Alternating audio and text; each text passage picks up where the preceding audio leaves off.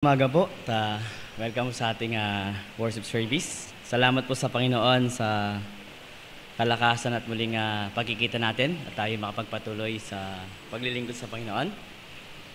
Ating pong buksan yung ating mga Biblia sa 1 Corinthians chapter 16. 1 Corinthians chapter 16. Basahin ko po ang verse 5 hanggang verse 14 ng 1 Corinthians chapter 16.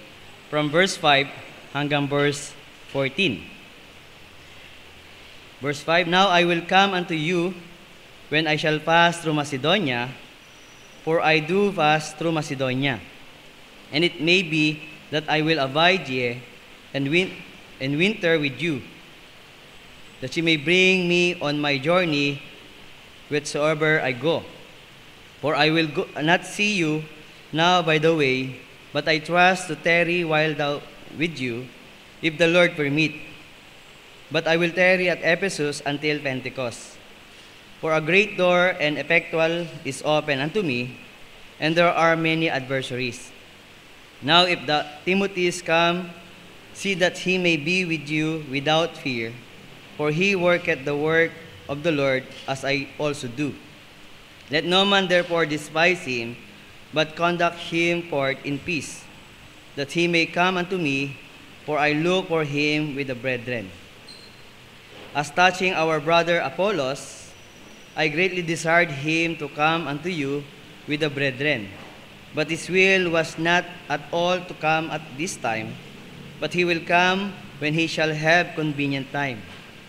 Watch ye, stand fast in the faith, greet you like men, be strong. Let all your things be done with charity. Tayo muna ay manalangin. O Lord God our Father, salamat po sa opportunity na ipinagkaloob niyo muli sa bawat isa sa amin, na kami Lord God ay makalapit po sa inyo upang kami ay magpasalamat sa inyo pong patuloy na kabutihan at patuloy Lord God na katapatan na pinagkakalob sa amin. Bagamat kami ay hindi karapat-dapat sa mga bagay nito, ay kayo ay patuloy na nagsusupply ng aming pong mga pangailangan. Tulungan niyo po Lord God na sa umagang to ay aming pong ibigay ang aming buong atensyon, ang aming buong lakas. At kayo nga po Lord God ang siyang malugod na tumanggap sa aming pong pagsamba at pasalamat Lord God. Tulungan niyo po Lord God na mamulat ang aming pong mga mata at maging handa ang aming mga puso sa mga bagay Lord God na binubuksan niyo sa amin. At ito Lord God ay aming pong samantalahin na gawin habang mayroong oras Lord God. Kayo Lord God ang siyang magpala at kumilos sa umagang to. At ito po ay aming niling sa pangalan po lamang ng aming Panginoong Jesus. Amen. Okay, no? So ito po yung huling chapter ng 1 Corinthians chapter, unang letter ni Paul sa Corinto. At obviously, makita natin dito si Apostle Paul ay hinaharap niya yung maraming mga difficulties sa church, no? Meron siya mga struggles at mahirap, no? Even sa kanyang mga sariling pioneering na church na kung saan ay siya ang nagsimula, ito yung Corinthian Church, ay napakaraming problema, no? Nakita natin dito, andito yung merong division doon sa loob. Some members despise yung mga church leaders. Kaya nga sinabi niya dito na when Timothy come, no, I don't despise him, no? But itrato natin siya as katulad ng pagtatrato niya sa akin because yung trabaho niya ay katulad din sa akin, no? So ito yung mga problema na hinaharap ni Apostle Paul sa ministry, no? And even magkaroon ng disorder even doon sa Lord's table, no? Yung sa Lord's Supper na talagang kung bakit sinabi niya sa chapter 11 na before we partake the Lord's Supper ay kinakailangan ay magkaroon tayo ng examination sa ating sarili lest na maging blessing yung ating pagpapartake ay maging curse pa, no? Ay ito pa yung maging cause ng maaga nating pagkawala dito sa mundo because of our disorderliness, no, sa ating paglilingkod bilang o pagsunod natin sa ating Panginoon, no? So ito lamang yung mga ibang mga problema na hinaharap ni Apostle Paul sa ministry, no? At noong time na sinabi niya yung kanyang plano to visit again dito sa Corinto, may mga changes sa kanyang plano na nagpabago sa kanya, no? Ang magiging tema natin ay dito po sa verse 9, no? Sabi niya, for great door and effectual is open unto me, but there are many adversaries, no? So a great door is open with many adversaries, no? Alam nyo, araw-araw ay may mga opportunities, no? May mga open doors na binibigay ang Diyos sa atin, no? Pero sa kabila nito, marami ding mga adversaries, no? Hindi magiging easy para kay Apostle Paul, no? Pero hindi naman baguhan si Paul sa ministry na talagang since tinawag siya ng Panginoon dito sa road of Damascus, noong time na siya ay na-convert, no? Noong time na siya ay nakakilala sa Panginoon, nagsimula na yung kanyang kalbaryo physically, no? Nabago siya spiritually, dati siyang bulag spiritually, ngayon nakakita siya spiritually, no? Na-healed yung kanyang pagiging blindness spiritually, no? Pero, ang nangyari, physically, naging blind naman siya, no? Dati ay very strong physically, but now, naging weak siya, no? At kinakailangan siya i-guide doon sa isang propeta to wait until the Lord i-healed siya, no? Naturuan siya ng lesson, ng leksyon ng ating Panginoon, no? Makita natin, no, sa simula ng kanyang ministry ay hindi na nawala yung difficulties sa kanya, no? At maging sinabi din niya ito sa 2 Corinthians, sa kanyang second letter, sa 2 Corinthians chapter 4, no? Bagamat everyday, sabi niya, no, na merong mga persecutions, merong mga kahirapan, yet we faint not, sabi niya, no? Hindi kami napapagod, no? But we continue, no?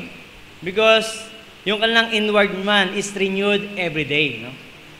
Na ang Panginoon ang siyang nagsusustain, nagbibigay ng strength para makapagpatuloy siya, no? So, hindi naman hadlang kay Apostle Paul yung mga adversaries na yun, no?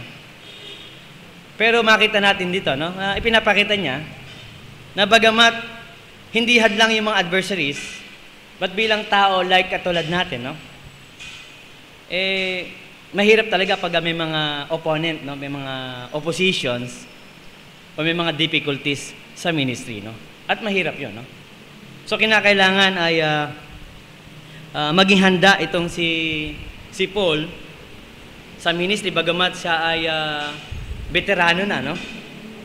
Ay maybe ilang years na siyang Kristiyano, no? But kinakailangan niya na maging ready and prepared, no? For this bagong battle sa kanyang Christian life, no? Alam niyo, kung magkakaroon tayo ng survey sa umagang to, at tatanungin ko kung ilang years na po tayong Kristiyano, ay kung ma-identify pa natin, kung marirecall pa natin, noong time na tinanggap mo ang ating Panginoon, ako 1993 no? And then, simula nung tinanggap mo ang Panginoon, ano na yung mga hamon o difficulties na talagang that you experience, and ngayon sasabihin mo na talagang, oh, it's easy na yan, no? Pinagdaanan ko na yan, no? Kaya ko na yan, no? Or baka naman, sasabihin mo, wala pa naman akong pinagdadaanan siguro, no?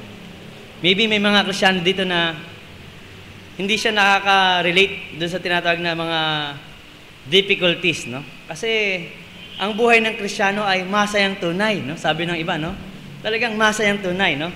Well, that's tama 'yon, no? Talagang ang buhay ng Kristiyano ay totoong masayang tunay, no?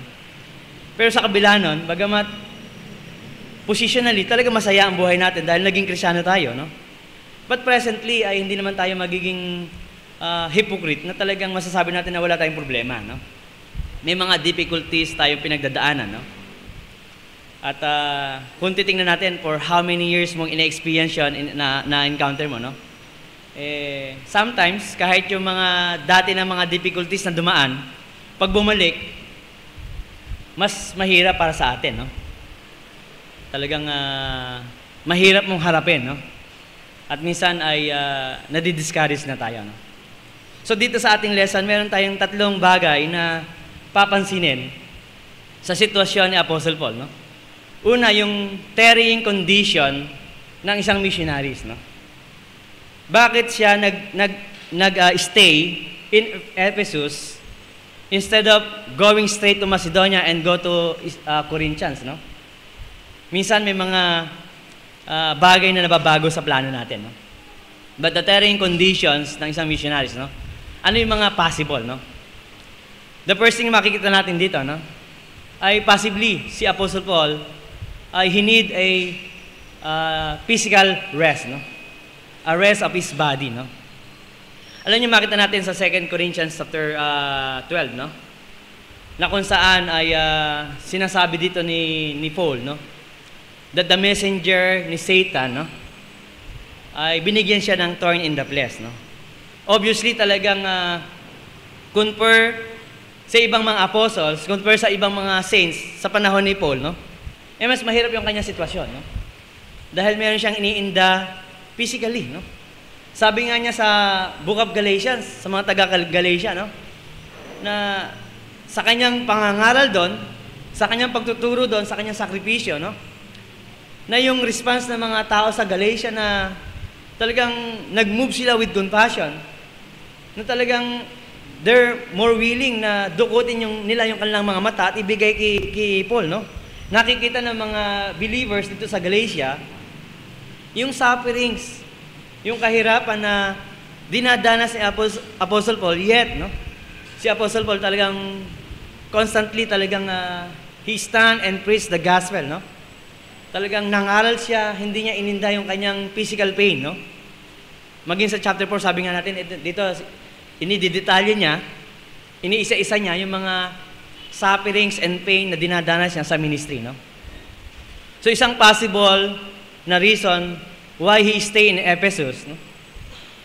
He need a rest, no? Alam niyo, minsan ay gusto nating magkaroon ng rest, no? At minsan kahit pastor natatempt na Sunday, hindi mo na kaya ako mag-preach ng Sunday, no? Kung tinatamad yung mga members na bumangon at para pumunta sa church at magsamba at manalangin sa Panginoon, maglingkod sa Diyos, no? Pati ang pastor natatempt din, no? So niya, sana Monday na, no? Nag-miss na yung Sunday, no? Minsan, no? And sometimes nagkakaroon ng yung salitang inggit, na why yung mga American missionaries, meron silang tinatawag na porlo, no? For 1 year stay dito sa mission field, and then since they go back dun sa kanilang country para magkaroon ng vacation, visit sa kanilang mga friends, sa kanilang home church, diba? Para magkaroon ng rest, no? At minsan kailangan ng mga missionaries yun, no? Kailangan ng mga pastor, no? Hindi lamang ng mga members, but all of us, no? We need rest, no? Ito yung physical yung kapaguran, no? Pero minsan, hindi lamang physical yung pagod natin, no? Pati spiritual, napapagod na rin tayo, no? Dahil dun sa dami ng mga difficulties na overwhelm siya ng problem, no? Maraming problema sa church. So, iniisip niya yung mga members, bakit hindi magkasundo, no? Dati sa top, merong church diyan na nag-divide dahil lamang sa yung mga church leaders hindi magkasundo kung anong color yung kurtina na ilalagay, no? So, kung red ba or blue, no? Yung iba taga-UP kaya red sila, no? Red Warrior ba tawag doon? UE yata UE, no? So, gusto nila pula, hindi ba na, Ateneo, pula, blue, no? So, na-divide yung church dahil ko, no? Mahirap sa pastor pag the members, no? The congregations, no? Sometimes yung mga small things lang, mga malilit lang na bagay, hindi magkasundo, no? And even sa bahay, halos lahat tayo may mga families, may mga anak, no? Minsan yung mga diskusyon sa bahay, yung mga malilit lang na bagay, no, na nagtatalo yung magkapatid, no, ay nagbibigay ng kapaguran at kasakitan sa magulang pag nakikita niya yung kanyang mga anak na talagang hindi nagwo-walk in peace, no. Talagang there's war, merong struggle doon sa loob, no. At mahirap sa bahagi ni Paul yun, no. Ngayon kung sa umagang to ay nagkakaroon tayo ng physical or spiritual fatigue, no? Ang sabi ng Panginoon sa Matthew, chapter 11, "Come unto me, and I will give you rest. No? Si Apostle Paul, hindi naman siya nag-quit eh.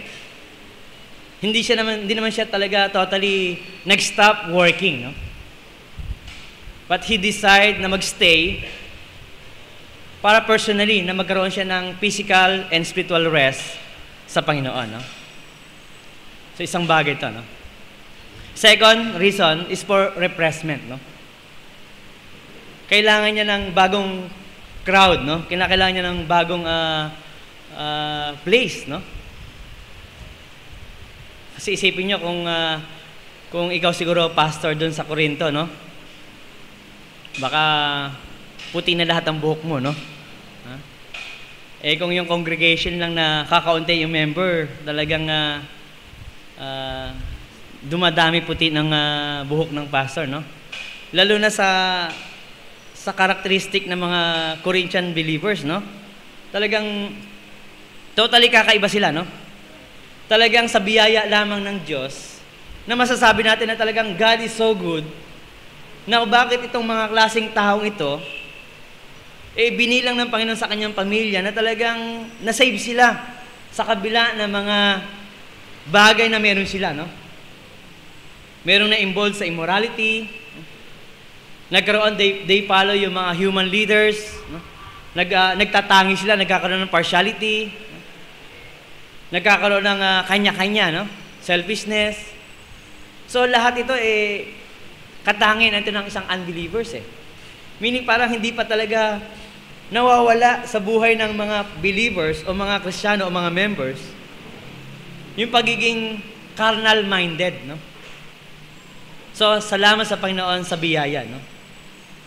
And si Apostle Paul, kailangan niya ng refreshment. That's why he stay until Pentecost, no? Nag-stay siya doon, no? Merong celebration, merong festival. They celebrate yung festival na yun, no? Na kung saan sa Acts chapter 2, verse 1 na kung saan, ito po yung pasimula ng spirit filling, no? O yung pagkakaroon ng indwelling ng Holy Spirit sa buhay ng mga believers, no? So, na mga tao ay talagang na-repress, no? Ang Pentecost ay, ito ay nagbibigay sa atin ng preparation and power, no? Nung sinabi ng Panginoon, wait, no? Until the Holy Spirit is come, no? Pinagstay sila in Jerusalem. Hindi sila pwedeng lumabas, but they need to stay until the Holy Spirit is come, no? Para magbigay ng power, ng refreshment, no? So, kinakailangan ay maging ready spiritually ulit si Apostle Paul, no? Hindi naman na-lessen yung kanyang pagiging eager and willing, no? Na gawin yung kalooban ng Panginoon, no? But he need a refreshment, no? But habang meron siyang refreshment, he wait sa Panginoon, he stayed doon sa Ephesus, and he's actively working, no? Hindi naman siya talaga totally nag-vacation, no? But actually, kung mababasa natin pagdating sa verse 9, no? He stayed there kasi merong great open doors, no? Merong opportunities doon, no? But kinakailangan niyang matapos until Pentecost, no? So, refreshment ng ating soul, no? Kinakailangan ay mabago tayo, no? Tingnan natin dito sa 2 Corinthians, no? Chapter 4.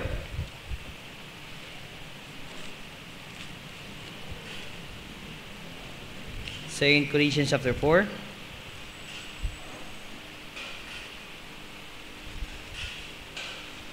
Okay.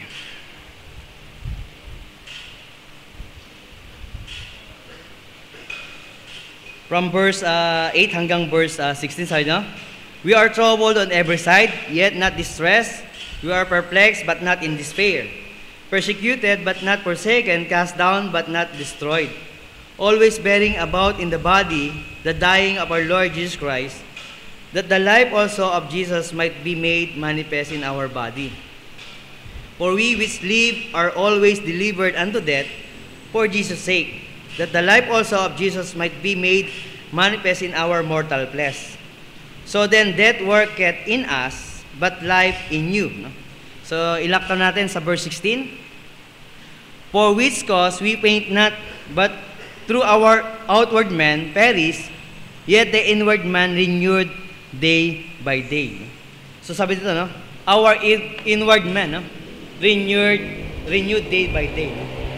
Refreshment, no? Every time we come sa church, especially for mga special occasions, no?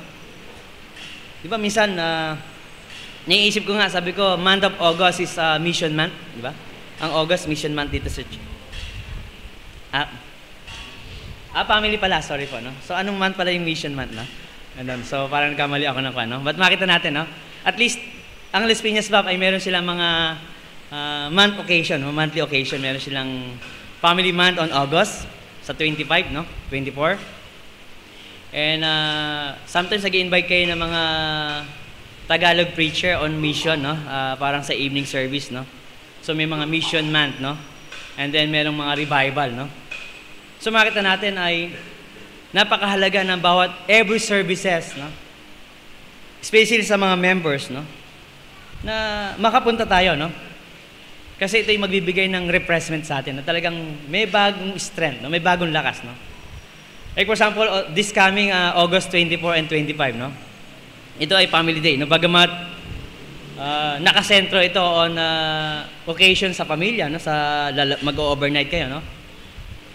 Yung ibang mga working, professional, or couple, no? O yung mga estudyante, no? Talagang, kasi holiday yun, no? Talagang, parang nauubusan na sila ng lakas, no? Ng energy, maybe sa kanilang mga homeworks, sa mga duties and responsibilities nila sa church o sa work, no? But this event ay magbibigay ng panibagong strength, no? May bagong fellowship, no? Ay makakadinig tayo ng testimonies, and we see yung mga friends, families, no? Na talagang they are solid, faithful, happy, nandoon, no? So ito magre-reflect ito, no? Ay mababahagian tayo ng lakas, no? And then pagbalik natin on next Sunday or prayer meeting, no? Ay magiging active ulit tayo, no? Mari-refresh tayo at we can be useful again, no? Sa gawain, no? And that's ito yung possible reason why Apostle Paul ay nagkaroon siya ng tarrying, no? O nag-stay siya on Ephesus instead of going straight to Macedonia, no? The second thing sa papansin natin dito, yung the great open doors, no? Yung the great opportunities that given to the missionaries, no? To the pastors or even to the members, no? Sabi ko nga, no, pagka ang Panginoon ay nagbukas ng pintuan, no? Make sure na talagang i-grab natin ito kagad, no? Kasi may mga time na talagang ang God mismo ang siyang magko-close nito, no?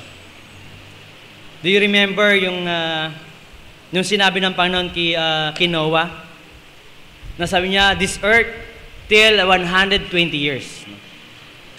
And then, gumawa ka ng malaking barko, and then, i-gather mo yung mga tao, and then, i-gather mo mga clean and unclean animals, para makapag-continue sila. But habang ginagawa niya yun, no, ang door is open for 120 years. Kaya lang, hindi nila ginrab yung opportunity, no? Noong time na dumating na yung pagkakataon, noong time na talagang darating na yung baha, at sinabi ng Panginoon, okay, that's enough, come in, no? And the Lord closed the door, no, of opportunities, no? And then, the fountains of the earth and the rain, no? Nagsimula ng bumagsak, no? At lumalim ng mabilis ang tubig, no? And the people cried, no? But wala na, no? It's too late, no? Kasi tapos na yung opportunity, no? Hindi nila ginrab yung pagkakataon, no? Nasayang, no? So sa atin, sa gawain, no? Sa ating buhay Kristiyano, no? There's a great open door, no? Na binibigay ang Diyos sa atin, no? Araw-araw may mga doors na binubuksan ng Diyos sa atin, no? Merong door for missions, merong door for service, no? For friendship, no? For learning, lahat, no? Napakarami, no? Simula ng tinawag ng Panginoon si Apostle Paul, talagang hindi siya naubusan ng gagawin actually, no? Halos kulang pa yung kanyang panahon, eh. May mga time na itong even sila Apostle Peter, na talagang overnight, they preach the gospel. Talagang, the people talagang gutom na gutom sa salita ng Diyos, eh, no? Na talagang, they endure yung long preaching. Maliban na lang dun sa, meron time na pangyari sa Book of Acts na nakatulog sa haba ng sermon, na naglaglag, no? At namatay siya, no? But the rest, no? Ay, huwag kayo matutulog, baka mabagsak kayo, ha? Pero, maisipin natin, no? Meron lang isa o dalawa, no? But the rest ng mga tao, na talagang, they love to hear yung gospel, eh.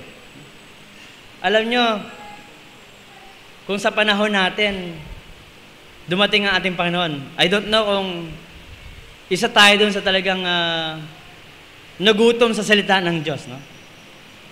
Ang mga tao talaga ay nagsaliksik, no?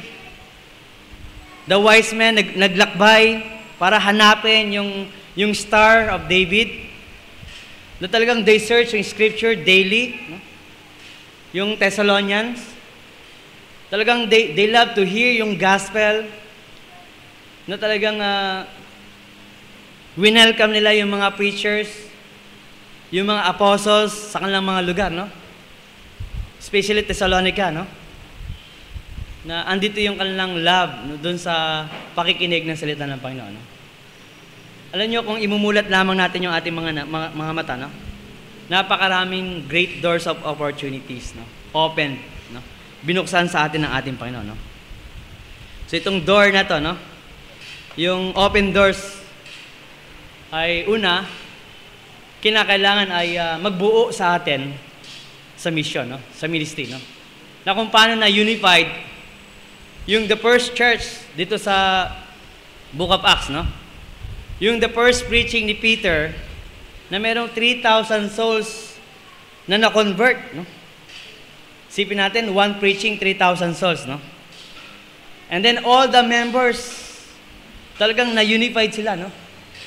They come and they sold their possessions and give it to the apostles' feet, no? And they followed. Well, hindi nila inisip yung mga losses materially or financially sa kanila, no? But sila ay nagkaroon ng pasisimula na this is my ministry, no? This is my mission, no? Ngayon, tanongin natin ang ating sarili, no? Ano kaya yung mission? Ano yung mission mo dito sa lupa, no? Meron ako nababasang tracts na sabi niya, ano ang purpose mo dito sa lupa, no? Meron parang ganun ang tema niya, no? Anong layunin, no? Anong dahilan bakit ka nandito, no? Well, isipin natin, mga kapatid, no? Bakit ba talaga tayo nandito sa church, no? Hindi lamang para makinig sa preaching, no? Makita mo yung mga kaibigan mo, no? O kung ano man, no? But sana nandito tayo para hanapin natin, Lord, no? Ano bang kalooban mo sa akin, no? What is my mission, no? Ano bang mission ko sa buhay, no? Sana hanapin natin to, no? Even pastor, kung ako nung tinanggap ko ang aking Panginoon, hindi ko talaga nangarap na maging pastor. Actually, ayoko maging pastor, eh, no? Hindi ko pinangarap na maging pastor, but habang ako naglilingkod sa Panginoon, kasi napapalapit ako sa pastor, eh. Kaya ako naging kaibigan ako ng pastor, eh, no? And then, he encouraged me na mag-aaral ng Bible school. And then, nag-aaral ako ng Bible school, no? Eh, mahirap sa akin mag-aaral ng Bible school kasi foreigner yung mga teacher, no? So, ang hirap, no? Tapos, yung required na Bible pa, King James Version na hindi pwede Tagalog, no? Hindi pwede NIV kasi NIV medyo mababaw English, no? Pero King James, no? At mahirap unawain, no? So, mabigat tuloy yung bag ko, dalawang Bible ko, may Tagalog tsaka English, para pag di ko maintindihan sa English, tingnan, ganun pala yun, no? So, kinakailangan kong gawin yun, no? So, habang sa pagpapatuloy, na talagang nag-aaral, naglilingkod sa Panginoon, Then unti-unti, iminumulat ng Diyos sa akin, gusto kitang gamitin dito, gusto kita dito, no? Hanggang sa nakita ko na yung our church, no? Walang song leader. Walang tatayo na magli-lead, no? Pero ako willing, kaya lang yung skill ko hindi willing, no? So mahirap para sa akin, no? But Lord, help me. No? Use me dito na mawala yung hiya ko, yung pride ko na kasi minsan pride yung gusto mo magamit kaya lang hindi ka confident sa kakayahan mo and you reject yung offer or ayaw mo na talagang tinatawag ka ng Panginoon pero you continue na to refuse like Moses, no? Nung sinabi ng Panginoon na I will use you, no, to deliver yung Israel from Egypt, no? But sabi niya, Lord, bakit ako? No? Pwede namang meron naman dyan kasi hindi ako magaling magsalita, no? Mahina ako, no? But sabi ng Panginoon I will be with you, no? Ako'y sasama sa iyo, no? And then hanggang pinakita ng Panginoon kay Moses lahat ng mga bagay na alibis niya o excuses niya. Sinabi ng Panginoon, hindi ba't ako gumawa ng bibig? Hindi ba't ako gumawa ng lahat ng bagay? Ako mismo ang magbibigay ng salita sa iyong mga bibig, no? So hanggang sa wala na siyang maidahilan, no? And then Moses decided to follow yung mission, no? At ang kanyang mission is to deliver Israel from bondage. Paano kung si Moses hindi siya naging willing dun sa kanyang mission? Maybe hindi pa matatapos yung 400 years na slavery in Egypt, baka madagdagan pa, no? Or God will use another person to deliver yung Israelites, pero hindi ka magagamit, no? So makita natin dito ang Panginoon, no? Naghahanap siya ng isang person na gagamitin niya sa kanyang mission. At ang tanong natin, ano yung mission mo sa Panginoon? No? Sana unti-unti mo nang mabuo, no? Ma-constitute mo na talagang, eto na yung aking mission, no? I-continue natin habang ako yung nag-aaral and then nag-start ako na maging volunteered church worker, no? Kaya ako ginamit na volunteered para walang obligasyon eh. Kung pagod na ako, hindi ako mapipilit ni pastor kasi volunteer lang ako eh, no? So talagang nag-volunteer lang ako, no? So walang kalakip na obligasyon. Walang na hindi ako kung ayoko na or magliban ako, okay lang kasi hindi naman talaga ako yung legitimate na worker, no? Pero hindi pa rin satisfied, no? Hanggang sa dumating sa punto na talagang nag-handle na ako ng Bible club, no? Ng Bible studies. And binigyan na ng Panginoon, dati yung takot, no? Binigyan na ako ng Panginoon ng pag-ibig na mag-stand, mag-lead, no? And mag-preach, no? And until now, no?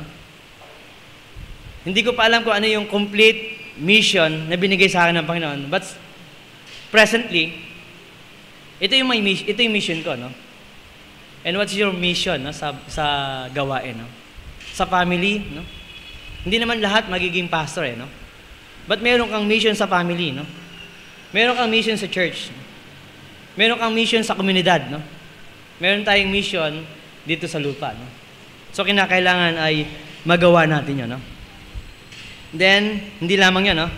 But also open doors, no? Cooperate missionaries, no?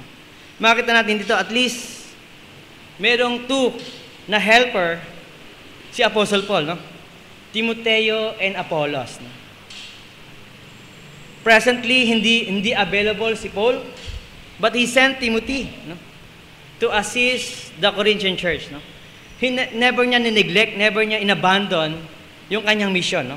Bagamat pumunta sa isang lugar, sa isang church o sa isang place, but he makes sure na merong may iwanan o merong pastor na talaga mag-continue sa congregation. Yun ang maganda, no? Kaya sabi ni Pastor John, Pastor, ikaw naman ang pinakamalapit, no? Pupunta ako ng Mindanao, no? Sige, Pastor, no? Okay nga sa akin, no? So, Matagal-tagal na rin na nakapunta ng Las Piñas, no? Nahanap ko nga yung nawala yung mga maraming tumutugtog, no? Marami yung sayang yung opportunity, no?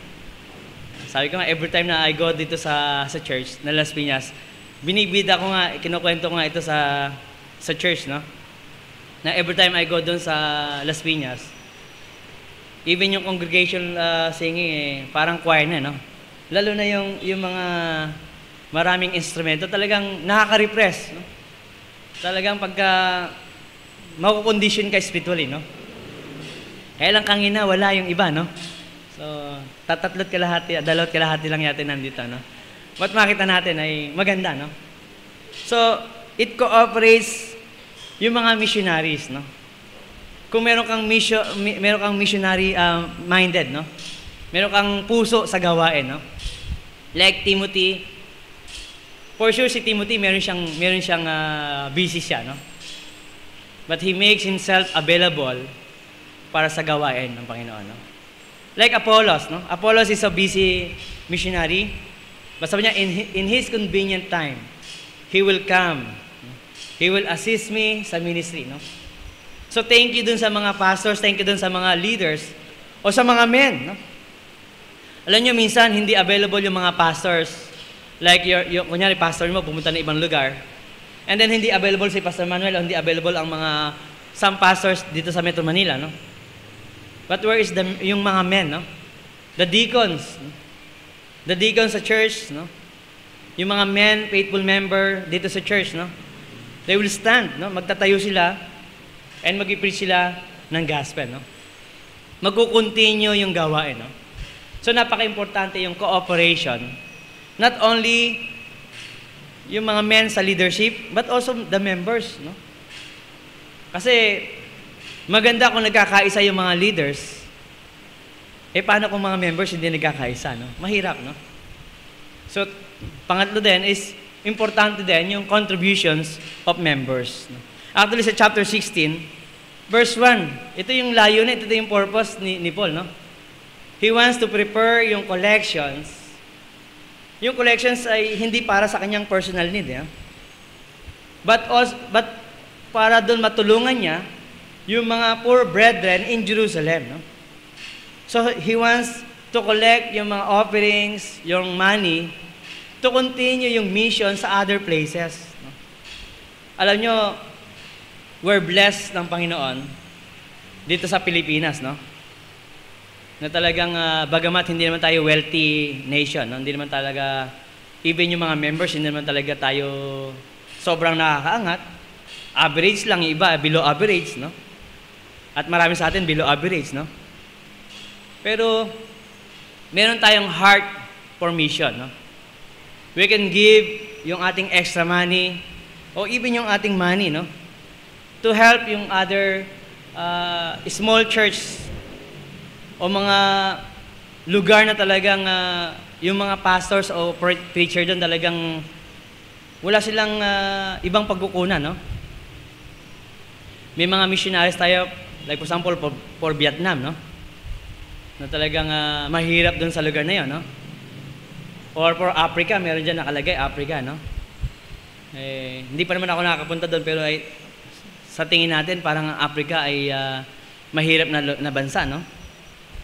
May mga lugar na nakalimutan ko na kung saan lugar to na yung kanilang damit ay talagang limited, no? Yung kanilang property, magka meron kang extra damit o marami kang damit, medyo bilang ka doon sa mayaman, no? Mayaman ka na pag marami kang damit, no? Alam nyo, dito pag nag-visit ka sa mga bahay ng mga membro, kahit na pumunta ka ng subdivision, yung mga taga-members ng taga-subdivisions, o pumunta ka sa mga members ng ano bang lugar yung medyo iskinita, no? Pupunta tayo sa mga iskinita na lugar, nakatira dito si sister ganito, pupuntahan natin. Pagbungad mo ng pinto, no? Tambak ng gamit Alang nga space sa tao no? Diba? Ang daming gamit. Walang lugar sa tao, no? Kahit saan ka pumunta. May pa-squatter, ma-exclusive subdivisions, malaki ang bahay, maliit ang bahay, sagana sa gamit yung mga Pilipino. Di ba? Hindi kasi sa iba, hindi pa nakikita yung ibang lugar, no? Pero dito lang sa Pilipinas, no? Sagana tayo, no? Kulang lang sa atin ay we're not willing to share. Yun lang ang problema, no? Hindi tayo willing na mag-share sa iba, no? Kaya minsan yung missions nadidelay, no? Yung missionaries nahihirapan, no? Alam nyo, minsan may mga missionaries na talagang malapit nang mag-quit. Di ba? And minsan maalala mo, ay, si pastor na ganito, no? Dalawin nga natin.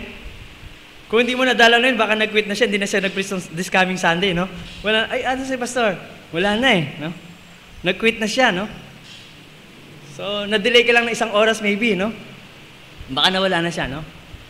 Minsan may mga ganon, ay nakakalungkot pag may mga sitwasyon na ganun ang hinaharap ng mga tao sa gawain, no? But we need members to cooperate or to contribute, no? Yung contribution is not only for material or finances, no? But to contribute yung self natin as part ng mission, no? Tayo mismo ang pumunta sa labas. Tayo mismo ang mag-spread ng gospel. Tayo mismo ang mag-work, no? Alam nyo, napakaganda pag sa isang church na kahit wala ang pastor, the members is able to stand, no? And continue yung service, di ba? Kaya lang pag dumating yan, wala na kayong guest speaker, no? Hindi na kayo makapag-invite, no? Pero that's ideal, no? Na kung may mga members, may mga men na talagang para siyang reserve army, na talagang anytime na tawagin siya ng kanyang superior na kailangan siya, he's always ready dun sa opportunities, no? So there's a great door of opportunities, no? Nandito na sa harapan natin eh. Ayaw lamang nating i-grab, no? Meron nga sabi na yung tao daw, pag walang trabaho, o pag walang job, hanap job, di ba? Pag may job, ayaw jobin. Kaya pag may job, jobin mo na, ha? Di ba? Pag gano'n, no? May mga tao na, di ba? Like, may trabaho yung na-offer, ayaw eh. Gusto niya iba.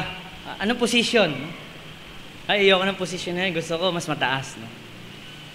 Kakapili, naubusan ng job, no? So, mahirap, no? Sa atin, paano, gusto mo kagad pastor, gusto mo kagad mataas sa position sa church, no? But ang available is custodian. Huh? Custodian ba, no? Or maintenance, no? Or worker, no? So, ito yung available, eh. Mag-start tayo doon, no? Maybe pag after ng custodian mo, o nangailangan ng ko, no? Ng choir director. Oh, ang bilis ng promotion, no? Kasi si Brother Ronald napunta ng ibang mission, no? Okay? So, ang bilis ng promotion, no? And then, intayin mo na ang God ang siya maglagay sa'yo doon sa tamang lugar, no? But every opportunity, make sure na i-grab natin, no?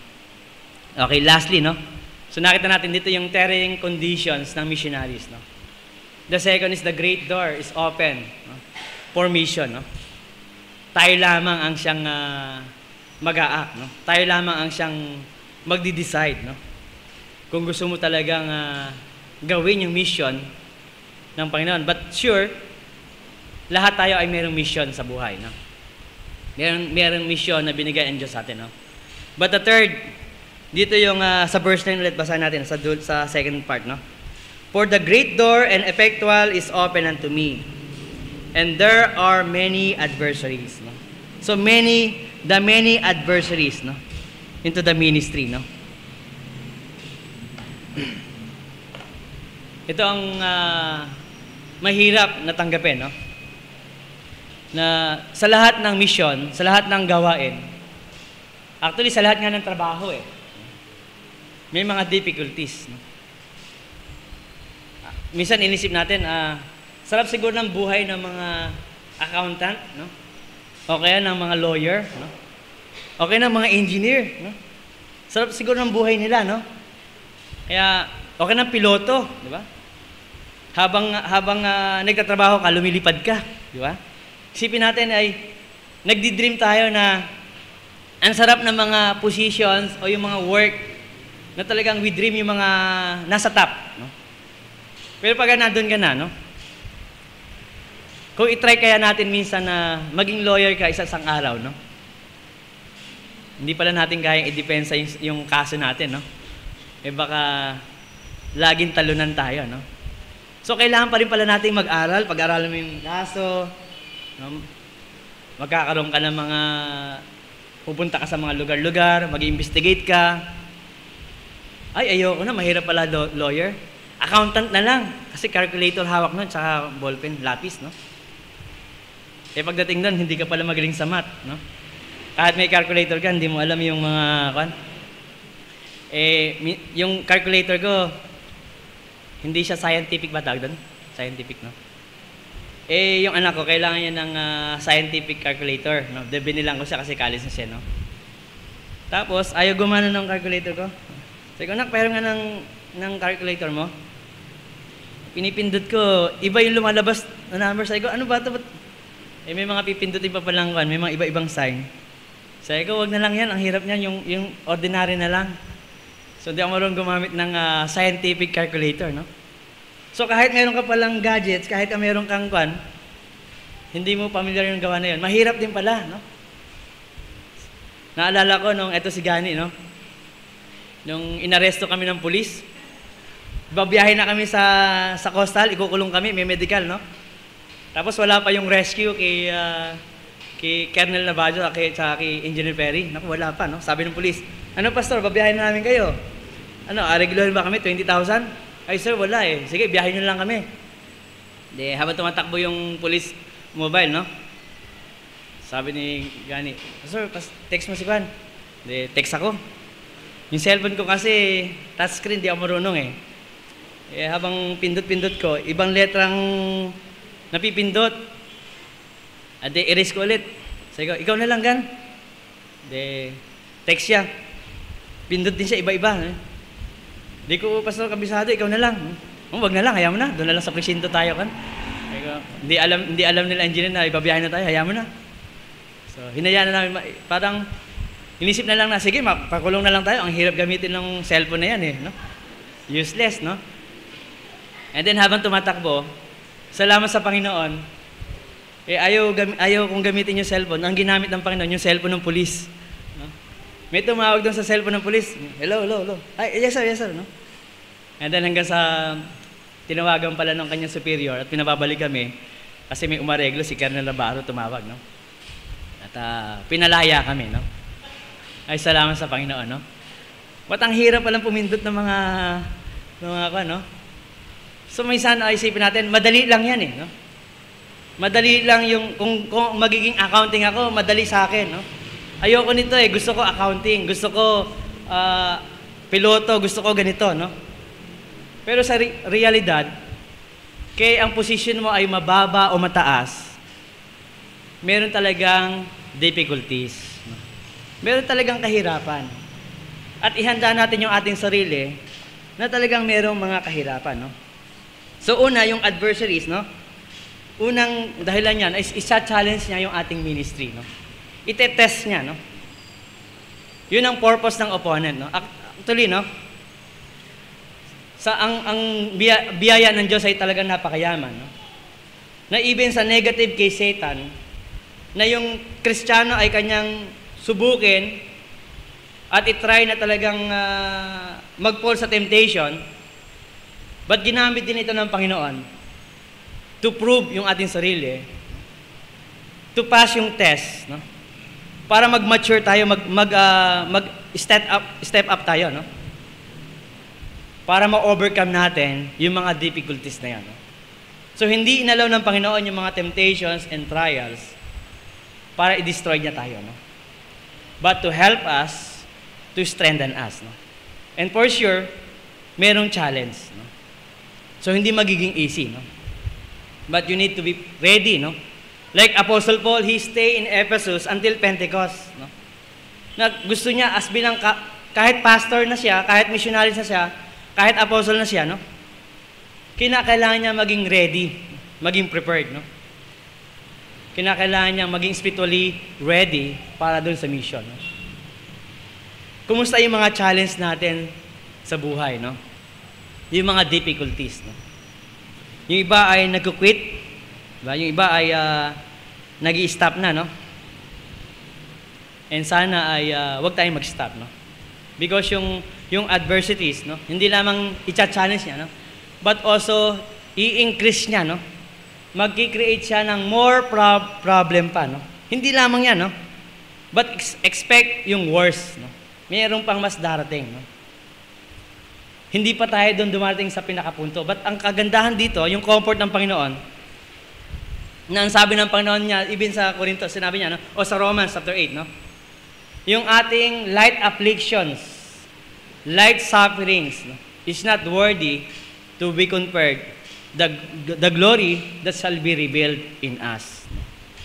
Alam niyo, sabi ng Panginoon, still nakikita ng Diyos yung mga more challenge sa buhay natin, no? O difficulties, is very light lamang yan, no? Magaan lamang yan compared dun sa bagay na ibibigay ng Panginoon sa atin, no? And lastly, yung adversaries, no? It compels us to trust to the mighty God, no? Ito ang siya magtutulak sa iyo. Ito ang siya magdadala sa atin. Not to trust sa ating sarili, no? Not to have confidence in ourselves, but to have confidence in our Lord. Because our God is a mighty God, no? Siya yung makapangyarihan, eh. Siya yung willing na tumulong sa atin sa lahat ng mga difficulties natin, no? Kaya nga sinasabi nga ni Paul, sa biyaya ng Diyos ako ay nagiging ganito, no? Nagagawa niya ang lahat ng mga bagay because of the grace of God, no? At unti-unti nating ma-appreciate yun, katulad ng next na-appreciate niya dun sa chapter 12 ng 2 Corinthians, no? Noong time na nakita niya yung kanyang weakness, noong time na nakita niya yung kanyang kakulangan, then dun siya naging kumpleto. Dun siya naging sufficient, dun siya naging effective, no? Dun siya naging malakas, no? Because the power of God is rested on him, no? Same din sa atin, no? Yes, may mga difficulties, but stay on God. At ang God ang siyang magbibigay ng strength, no? Magiging strong, sabi nga nito, no? But be strong, no? And make sure, no? All the things that we do, no? Do it with charity, no? Ito yung pinakasusi, no? Kailangan merong kalakip na pag-ibig, no? Minsan kaya nating labanan yung mga difficulties, kaya lang nawawala naman ng saysay kasi walang pag-ibig, no? But kinakailangan buo siya, no? Because alam natin na ang ating Panginoon na pinaglilingkuran, hindi lamang siya makapangyarihan, but compassionate din siya, no? Alam din niya kung paano niya i-support o i-sustain yung mga pangangailangan natin, no? Sabi nga, kasi naging abala kay Apostle Paul yung thorn in the flesh niya, di ba? That's why 3 times siyang hiningi sa Panginoon yun, 3 beses, no? Maybe may mga prayer tayo sa Panginoon, Lord, help me sa sitwasyon ko. Ang hirap ng buhay ko, no? But ang sabi ng Panginoon, my grace is sufficient for thee, no? Every day, no? Pag sasapatin ng Diyos yung lahat ng ating pangangailangan, maging sa pamilya man yan, sa personal mo man yan, maging sa church man, no? But ang kinakailangan natin ay mag-continue tayo, samantalahin natin yung opportunities na binigay ng Diyos sa atin. Tayo po'y manalangin. O Lord God, our Father, salamat po sa inyo pong salita. Salamat, Lord God, sa pagkakataon na patuloy na pinagkakaloob sa amin. Tulungan niyo po, Lord God, na hindi kami maawa sa aming sarili o maging hadlang ang aming pong mga kahinaan at kakulangan. Bagkos ay gamitin po namin, Lord God, ang lahat ng mga resources, ang lahat ng mga pagkakataon upang magawa po namin, Lord God, ang inyo pong kalooban, Lord God. Salamat din po, Lord God, sa inyo pong pagtulong, pag-agapay sa gawain, maging sa aming mga personal na pangangailangan, Lord God. Kayo, Lord God, ang siyang magbigay, Lord God, ng refreshment sa amin. Gamitin niyo, Lord God, ang inyo pong salita upang kami patuloy, Lord God, na palalahanan sa mga bagay, Lord God, na dapat namin gawin para sa inyo, Lord God. Maraming po salamat at ito po ay aming hiniling sa pangalan po lamang ng aming Panginoong Jesus. Amen. Thank you po.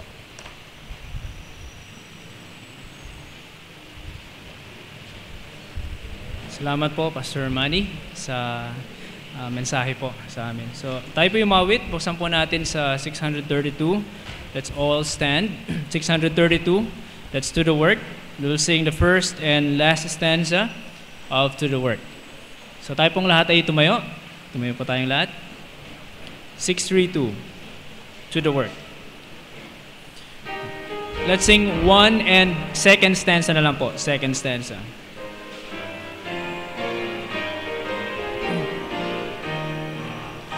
To the work.